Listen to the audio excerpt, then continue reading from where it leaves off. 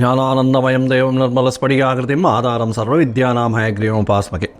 Next gen TV நேயர்களுக்கு astro KS ஐயங்காரின் பணிவான நமஸ்காரங்கள். வார பலன் 24/6/2024 30/6/2024 வரலும் உண்டான வாரத்திற்கு என்னென்ன பலன் மேஷம் முதல் மீன வரை அப்படின்றத பார்ப்போம். அதற்கு முன்னாடி இந்த வாரத்தில் இருக்கக்கூடிய கோல்சாரம் என்ன, இந்த வாரத்தில் வரக்கூடிய விசேஷ நாட்கள் என்ன, அதற்கு பிறகு இந்த வாரத்தில் எந்தெந்த ராசிக்காரர்களுக்கு சந்திராஷ்டமம் அப்படின்னு வருஷப்படுத்திக்கலாம். இந்த வாரத்தில் கோல்சாரம் அப்படின்னு சொல்லும்போது காலபுருஷ தத்துவத்தின் முதல் ராசியான மேஷத்தில் செவ்வாய், ரிஷபத்தில் குரு, மிதுனத்தில் சூரியன், புதன் மற்றும் சுக்கிரன், கன்னியில் கேது, கும்பத்தில் சனி, மீனத்தில் ராகு. சந்திர பகவான் இந்த வாரம் அதிவேகமாக செல்லக்கூடிய கிரகம்னு சொல்கிற சந்திர பகவான் உத்திராட நட்சத்திரம் 2ஆம் பாதம் மகர ராசியிலிருந்து மேஷ ராசி அஸ்வினி நட்சத்திரம் வரலும் போகிறார். அதாவது மகரம், கும்பம், மீனம், மேஷம் இந்த 4 ராசி போகிறார். இந்த வாரத்தில் இன்னொரு பயிற்சி இருக்குது. புத பகவான் மிதுனத்திலிருந்து கடகத்திற்கு போகிறார். அதாவது 26/6/2024 வரணும். ஆனால் அன்னைக்கு மிதுனத்திலிருந்து கடகத்துக்கு போகிறார். இந்த வாரத்தில் இருக்கக்கூடிய விசேஷ நாட்கள் அப்படின்னு பார்த்தோம்னா 25/6/2024 ஸ்ரவண விரதம். ஸ்ரவண விரதம்னு சொல்லக்கூடியது வைணவர்களுக்கு மிகவும் ஏற்றது. திரு ஓணம் அப்படின்னு சொல்லக்கூடியது. ஸ்ரவணம் அப்படின்றது திரு ஓணம். 2 நட்சத்திரங்கள் தான் திருன்ற அடைமொழி கொடுக்கப்பட்டிருக்கு. ஒன்று திரு ஓணம், இன்னொன்று திரு ஆதிரை. திரு ஓணம் பெருமாளுக்கு உண்டான நட்சத்திரம், திரு ஆதிரை சிவபெருமானுக்கு உண்டான நட்சத்திரம். ஸோ இதனால் ரெண்டுமே மிகுந்த ஏற்றம் பெறக்கூடிய நட்சத்திரங்களாக சொல்லக்கூடியது. திருவோணம் மகர ராசியில் வருது. ஓணம் மிகப்பெரிய ஏற்றமான நட்சத்திரம். மகர ராசியில் சனி பகவானுடைய ராசியில் சந்திரனுடைய நட்சத்திரம், சமசப்தமாதிபதினு சொல்லக்கூடிய சந்திரனுடைய நட்சத்திரம். நல்ல ஒரு ஏற்றம். இந்த திருவோணத்திற்கு விரதம் இருக்கிறது ரொம்ப விசேஷம். ஸ்ரவண விரதம் இருந்து வீட்டில், அதாவது எந்த ஒரு காரியத்தையும் எடுத்து நல்லபடியாக நடக்கணும்னு வேண்டிண்டு ஸ்ரவண விரதம் இருக்கிறது ரொம்ப விசேஷம். இந்த காலகட்டத்தில் இந்த விரதத்தப்போ அந்த சொஜ்ஜி பண்ணி சாப்பிடுவா, ஸ்வீட் பண்ணி சாப்பிடுவா. இது உப்பு, காரம், புளிப்பு இதெல்லாம் எடுக்கிறது கிடையாது. இந்த 25ஆம் தேதியே சங்கட ஹர சதுர்த்தி, அதாவது தேய்பிரையில் வரக்கூடிய சதுர்த்தி. ஏன்னா இப்போ அடுத்து அமாவாசை வந்துடும். பௌர்ணமி முடிஞ்சு இப்போ அமாவாசைக்கு போகிறது. அதனால் தேய்பிரையில் இருக்கக்கூடிய சதுர்த்தி. தேய்பிரை சதுர்த்தி அப்படின்னும் போது நம்மளுக்கு உண்டான விஷயங்கள், அதாவது தீயது எல்லாமே போகணும் அப்படின்னு வேண்டிக்கணும். அதாவது எப்படி அப்படின்னா, நம்மக்கிட்ட என்னென்னலாம் பிரச்சனைகள் இருக்கோ அந்த பிரச்சனை போகணும்னு வேண்டிக்கணும். எனக்கு ஏதாவது பண பிரச்சனை இருக்குது, எனக்கு வீட்டில் கஷ்டம் இருக்குது, நோய் இருக்குது, உபாதைகள் இருக்குது. அதை தவிர இந்த இதில் படிக்கக்கூடிய மாணவர்களுக்கு பிரச்சனைகள், அதாவது என்ன பிரச்சனை அப்படின்னா படிக்கக்கூடிய மாணவர்கள் ஞாபக மறதி அதிகமாக இருக்குது. இதெல்லாம் விநாயகர்கிட்ட போய் வேண்டிண்டு ஒரு 9 பிரதட்சணம் விநாயகர் கோயிலுக்கு போய் சுற்றிட்டு ஒரு தேங்காயை உடைச்சிட்டு ஒரு 9 தோப்புக்கரணம் போட்டுட்டு வர்றதன் மூலியமாக நல்ல ஒரு ஏற்றமும் மாற்றமும் வரக்கூடிய காலகட்டமாக அமையும். இந்த வாரத்தில் பார்த்தடையானால் எந்தெந்த ராசிக்காரர்களுக்கு சந்திராஷ்டமம் அப்படின்னு பார்க்கும்பொழுது மிதுன ராசி, கடகம், சிம்மம், கன்னி இந்த 4 ராசிக்கு சந்திராஷ்டம காலம் வருது. இந்த சந்திராஷ்டம காலம் அப்படின்னா உங்களுடைய பிறந்த ராசிக்கு இப்போ இருக்கக்கூடிய கோச்சாரத்தில் சந்திரன் 8ஆம் இடத்துல மறையக்கூடிய காலகட்டத்தை சந்திராஷ்டமம்னு சொல்கிறோம். சந்திராஷ்டமம் ஏன் ரொம்ப முக்கியத்துவம் பெறுறது அப்படின்னு பார்த்தோன்னா, சந்திர பகவான்றவன் மதிகாரகன். மதிகாரகன் மறைந்து இருக்கக்கூடிய காலத்தில் தவறான முடிவுகள் எடுக்கக்கூடும். அதனால் வெளியூர் வெளிமாநில பிரயாணங்கள் வேண்டாம். அதை தவிர புது முயற்சிகள் வேண்டாம் அப்படின்னு சொல்கிறோம்.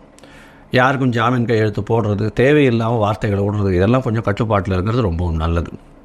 இந்த காலகட்டத்தில் ஒருவேளை நீங்கள் பண்ண வேண்டிய கட்டாயத்தில் இருந்தீர்களே ஆனால் சந்திர பகவானுக்கு உண்டான எளிய பரிகாரம்னு சொல்லக்கூடிய பச்சரிசியும் நெல் இது உங்களால் முடிஞ்ச அளவுக்கு பக்கத்தில் இருக்கிற விநாயகர் கோவிலில் கொடுத்துட்டு போங்க.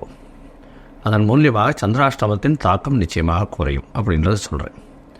சரி, இப்போது மேஷம் முதல் மீனம் வரை இந்த வாரமான 24/6/2024 30/6/2024 வரை எப்படி இருக்குதுன்னு பார்க்கலாம். அதற்கு முன்னாடி என்னுடைய மொபைல் நம்பர் கீழே ஸ்க்ராலிங்கில் வந்துட்டுருக்கும். உங்களுக்கு அஸ்ட்ராலாஜிக்கல் கன்சல்ட் தேவைப்பட்டதுன்னா நீங்கள் என்னுடைய மொபைலுக்கு கான்டாக்ட் பண்ணுங்க. உங்களுடைய டேட்டு, டைமு, பிளேஸு, அதை தவிர உங்களுடைய பெயர், தாய் தகப்பன் பெயர் எனக்கு அனுப்பி வைங்க. நான் என்னுடைய கட்டணம் என்னன்னு சொல்கிறேன். உங்களுடைய அதாவது டைமை வச்சு பாத சந்தி இருக்கா, அதாவது நட்சத்திர சந்தி, பாத சந்தி, நட்சத்திர சந்தி, அதை தவிர வந்து அந்த லக்ன சந்தி, லக்ன பாத சந்தி இதெல்லாம் இருக்கா அப்படின்றத பார்த்துட்டு, உங்களுடைய தசாபுக்தி அந்தரம் சூக்ஷ்மம் இதெல்லாம் எப்படி இருக்குன்றதையும் பார்த்துட்டு, உங்களுக்கு உண்டான எளிய பரிகாரம் அதை தவிர என்ன பலன்கள் அப்படின்றத சொல்கிறேன். இப்போது மேஷம் முதல் மீனம் வரை 24/6/2024 30/6/2024 வரை உண்டான பலன்கள் என்னன்னு பார்க்கலாம். விருச்சிகம், விசாகம், அனுஷம், கேட்டை இந்த 3 நட்சத்திரம் 9 பாதங்களை கொண்ட ராசி. ராசியின் அதிபதி செவ்வாய் பகவான் ராசிக்கு 6ஆம் இடத்துல இருக்கிறது விசேஷம். என்ன விசேஷம் அப்படின்னா, எதிரிகள் அற்ற நிலை இருக்கும். எந்த ஒரு போட்டியிலும் வெற்றி பெறக்கூடிய வாய்ப்புகள் நிச்சயமாக உண்டு. ஆனால் பிரச்சனைகள் வந்து கொண்டே இருக்கும். கொஞ்சம் பொறுமையாக இருக்கிறது ரொம்பவும் நல்லது. அதை தவிர வந்து 6ஆம் இடத்துல செவ்வாய் பகவான் இருக்கிறதுனால போட்டி, பொறாமை, கோபம் இதெல்லாம் கொஞ்சம் அதிகமாக இருக்கும். அதனால் கொஞ்சம் பொறுமையாக இருக்கிறது. ஏன்னா ஆட்சி பெற்ற செவ்வாய் பகவான் மேஷத்தில் இருக்கிறது வந்து விசேஷம்தான். இருந்தாலும் 6ஆம் இடத்துல போய் இருக்கிறதுனால பகை, ருணரோக, சத்ருஸ்தானம்னு சொல்லக்கூடிய சத்ருக்களை உண்டாக்கி அவரை வெற்றி கொள்வார்கள். அதனால் செவ்வாய் வந்து கண்டிப்பாக சத்ருக்களை உண்டாக்குவார். அது ஒரு பெரிய பிரச்சனையாக இருக்கும். சனி பகவானால் பார்க்கப்படுற செவ்வாயாக வேறு இருக்கார். அதனால் வந்து பிரச்சனைகள் கொஞ்சம் அதிகமாக போகும். பொறுமையாக இருக்கிறது ரொம்ப நல்லது. உங்களுடைய ராசிக்கு சமசப்தமத்தில் குரு பகவான் இருக்கிறது விசேஷம். திருமணத்திற்கு பார்த்து கொண்டு இருக்கக்கூடிய இளைஞர்களுக்கு கண்டிப்பாக திருமண யோகம் உண்டு. 8ஆம் இடம் வலுப்பெற்று போயிருக்கு. 8ஆம் இடம் வலுப்பெற்று போயிருக்குன்னா சூரியன், புதன் மற்றும் சுக்கிர பகவான் 3 கிரகங்கள் இருக்குது. சுக்கிர பகவான் வந்து அதாவது புத பகவான் 26ஆம் தேதி அன்னைக்கு 9ஆம் இடத்துக்கு போகிறார். அது வரலும் வந்து அவர் 8ஆம் இடத்துல இருக்கார். 8ஆம் இடத்துல வந்து ஆட்சி பெற்ற புதன் இருக்கிறார். அத்தோடு சேர்ந்து சூரியனும் இருக்கிறதுனால சிறு சிறு பிரச்சனைகள் தந்தையின் உடல் நலத்தில் வரும்.